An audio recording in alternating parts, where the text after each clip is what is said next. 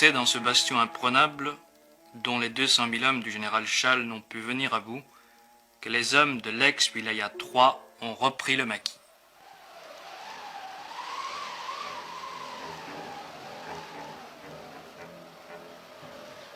Ils ont retrouvé sans difficulté les habitudes d'il y a quelques mois. Ce sont en majorité des anciens, durs au combat, bien entraînés. Souvent, leur seul métier est d'être rebelles. Ils occupent les crêtes, les pitons, les défilés, les endroits où il n'est pas question d'aller les chercher avec des chars ou des armes lourdes. Leur chef, l'un des plus glorieux soldats de la guerre d'Algérie, le colonel Mohan Dwelach, appelé familièrement le Vieux par la population dont il possède l'affection. Si Mohan Dwelach est le stratège de la guérilla, le théoricien de la rébellion du Front des forces socialistes, c'est Hossein Ait Ahmed, un des chefs historiques de la révolution algérienne, compagnon de captivité de Ben Bella, Ait Ahmed qui annonça il y a moins de 2 semaines la guerre totale.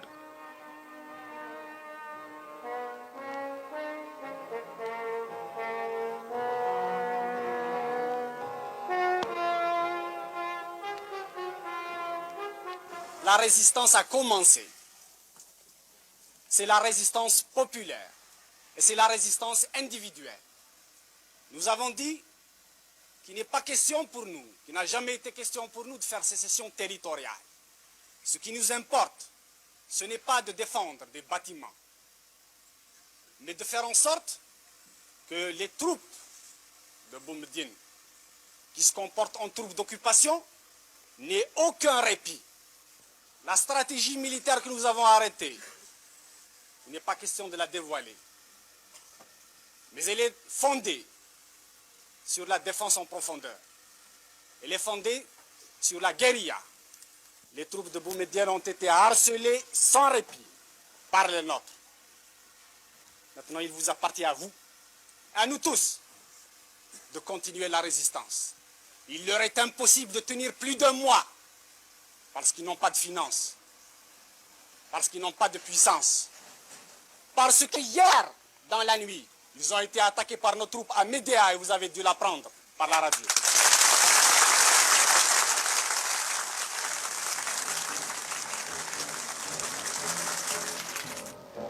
Les rebelles sont bien armés. Depuis 1 mois, les embuscades de coups de main, accrochages et enlèvements se succèdent. Jusqu'ici, à peu près impunément. Et le colonel Sissadok, une figure légendaire, le plus ancien des officiers de l'armée de libération nationale, ne craint pas de parler très haut, malgré la clandestinité.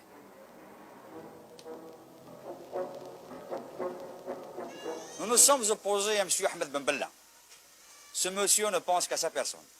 Il prétend faire du socialisme, mais il s'est basé sur le socialisme de Gamal Abdel Nasser. Il crée une classe pour brimer le reste du peuple. Il prétend faire du socialisme avec le comité de digestion. Il prétend faire du socialisme avec l'opération Sireur, avec l'opération Reboisement, avec l'opération Labour. Regardez ces montagnes qui sont devant vous. Les témoins les plus occupés. Regardez s'ils sont labourés. Où il est l'opération Labour? Où il est l'opération Sireur? Ces enfants que vous voyez devant vous ne vont pas à l'école. L'école, la plupart des écoles est démolie. La plupart des maisons sont démolies. Le gouvernement n'a pas pu faire face à ses responsabilités. Il y a ses obligations. Ils ne se réfugient que dans la stratosphère de la haute politique. Ils veulent libérer la Palestine arabe. Ils veulent envoyer des troupes en Angola. Ils veulent envoyer des troupes en Mozambique. Et l'Algérie, elle ne fait que 12 millions d'habitants. Et à ce moment-là, il y a 12 millions de gendarmes qui entendent des voix. Et l'armée du colonel Boumediene? Et l'armée du colonel Boumediene? Le colonel Boumediene, ce que je peux dire de lui, c'est un petit intellectuel venant de la mosquée du Caire. Il a fait sa révolution au Maroc et à Tunis. Il rentre avec les canons, les divisions que le peuple qui a lutté ici a gagné pour casser avec les mêmes canons le reste de la population qui a libéré le pays. Je le jure devant Dieu et ses hommes que nous déposerons ces armes et cette tenue de combat que par l'installation des principes démocratiques et justes. Aucun! Vous êtes soutenu par la population? La population est derrière la démocratie. Ils aspirent à la liberté et à la démocratie. Et le pharaonisme ici. Il n'y a pas de pharaon chez nous, il n'y a pas de Ramsès II, il n'y a pas de Gamal Abdel Nasser chez nous. Ici, il y a le peuple. Est-ce que vous croyez que vous pourrez tenir militairement? Si l'opération Châle et l'opération Jumelle ont échoué en Algérie, si l'armée française, dans son ensemble, la quatrième puissance mondiale, a fini par rebrousser le chemin, ce n'est pas les 4 morpions de Ben Bella qui vont tenir ces montagnes. Ils ont été plus de 4 cependant à entreprendre la reconquête de la Kabylie, ou plus exactement le contrôle de ses grands axes routiers. La fermeture de l'unique porte de la localité de Fort National, entièrement ceinturée de murailles, suffit à peine à ralentir la progression des forces gouvernementales. Quelques kilomètres avant la ville, un accrochage devait faire 2 morts, au moins. Mais les portes furent ouvertes sans combat devant une population silencieuse.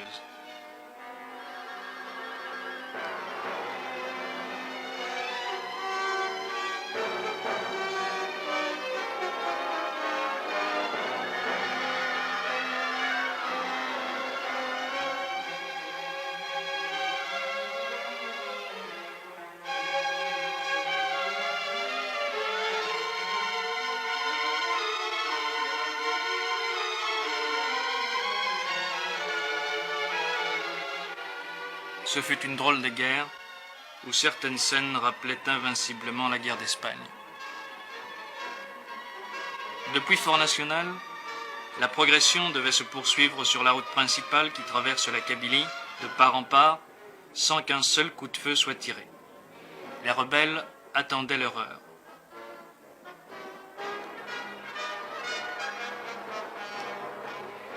Une atmosphère de tension et de malaise profond accompagnait ces opérations militaires. Ce n'est pas sans problème de conscience qu'une armée, aussi profondément politisée par 7 années de guerre, entreprend la conquête de son propre territoire.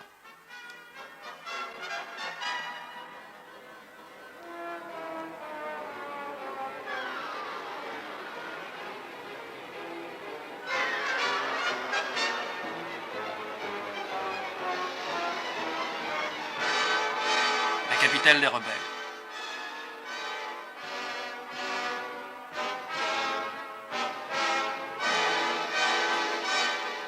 À Aïn el-Hamam, autrefois Michelet, les troupes furent accueillies, selon les termes du communiqué gouvernemental, par l'enthousiasme de la population. Était-ce la fin pour le commandant Sediki Tayeb, député à l'Assemblée nationale, adjoint au colonel Mohamed Ouelach? C'est le commencement. Vous êtes là pour constater vous-même sur le terrain ce qu'il en était. Parce que pour nous, exactement, ce n'est pas la reprise de Aïn el-Hammam, ni de Fort National, ni d'Azazga. La lutte, pour nous, nous savions très bien, et tous les hommes de bonne foi savent aussi, que la lutte, elle n'est même pas commencée. Commencée politiquement, mais militairement, il n'est pas commencé. Or, si on entend la radio, la propagande et des discours, il n'y aurait même pas de ce mouvement, de ce soulèvement, il n'y aurait même pas de mécontentement parce que tout va bien depuis toujours. C'est le paradis, c'est le miracle. Et alors, il n'y aura pas de mécontentement, rien du tout. Donc militairement, la perte des grands axes de communication... moi, je vous dirais en toute franchise, militairement, nous ne vont pas encore commencer. Et nous espérons quand même commencer très bientôt. Je ne suis pas le seul. Il y a beaucoup de frères qui ont déserté. J'ai été même en opération 2 fois à Jiboulilouh, où il y avait 2 Jounoud des forces pharaons socialistes. Ils ont pu kidnapper un camion de semoule pour le partager au peuple qui crève de faim actuellement.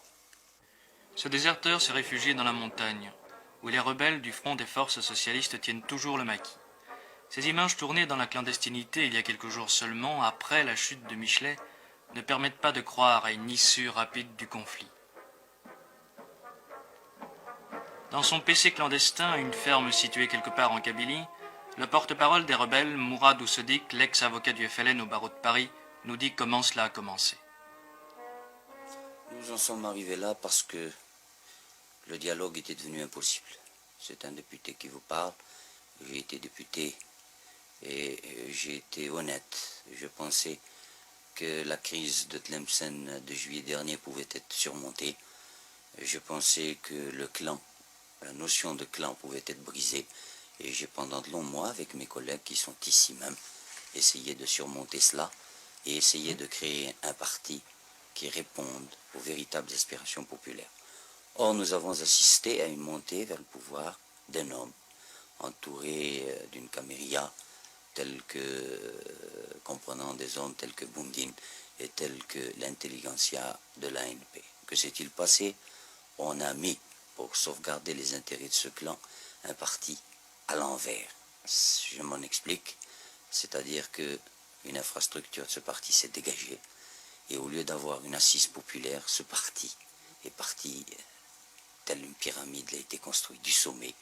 Il n'est plus devenu un parti au service du peuple, mais il est devenu un parti au service d'un homme. Et le processus des élections, nous avons vu la consécration progressive du pouvoir personnel, et à ce moment-là, nous avons jugé, nous qui n'avions plus notre place, nous qui n'avions pu entamer le dialogue, et cela pendant de longs mois d'efforts, qu'il était impossible d'agir autrement tel que nous le faisons, et nous avons jugé cette action nécessaire après une longue consultation avec le peuple algérien. On parle de fait kabyle, de problème kabyle. Je n'ai pas à répondre à un argument qui me paraît une exploitation misérable en matière politique. Il suffit de savoir que l'Algérois s'est mis en mouvement 1 mois et demi avant la Kabylie. Est-ce que l'on peut parler de fête kabyle? Il suffit de savoir que des dizaines, et même maintenant des centaines d'arrestations ont été opérées sur tout le territoire national pour savoir qu'il ne s'agit pas d'un mouvement kabyle. Ces combats à la frontière marocaine, vous avez une position là-dessus? Nous avons une position qui ne peut pas prêter à équivoque. Quand on analyse l'affaire marocaine, on s'aperçoit que c'est une affaire de famille qui regarde le pouvoir actuel en Algérie et Hassan II. Peut-être que Ben Bella a fait un accord secret avec M. Hassan II pour lui faciliter l'accession au pouvoir au moment de la crise de Tlemcen, mais cela nous importe peu. D'ores et déjà, nous prenons acte de ce que Ben Bella se voit acculé et qu'il risque de faire des concessions. Nous tenons pour nulles et non avenues ces concessions consenties par un gouvernement que nous ne reconnaissons pas, et nous défendrons par tous les moyens, ultérieurement, l'intégrité de notre territoire.